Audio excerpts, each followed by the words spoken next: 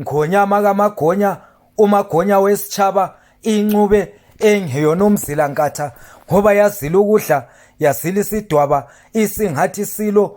Wena nsika yesizwe usiwaluwalu wangaphakathi esigodlweni obegodlwe ekhwapheni, vumani webatayi ngibavune. Nanka amanqangwana amahle osiswe sikathanyane ohlayisa ngegonondo, hayeni ngezakhe lina mbongi zamakhosi. Nangumbusizwe izwe elinye lamkhawulo, umbusi kaKhura ophatha isihlangu sikayise. Yebo samfanela wabhinca ibhethu likayise emkhulu, yebo lamfanela wahola isizwe sikayise. Yebo sasabela hoza ngeno ngene njani belibele godogodo lwasebabambeni omkhomo ngela amaxolo okhwelayo uyazibambelela kanti eminye iyakhweleka isimanga senkosi.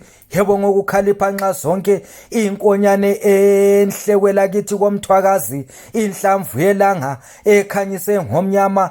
Yebo kwelasenkayi indaba ephekwe yaphothulwe babambeni yalumatha ubuhanguhangu.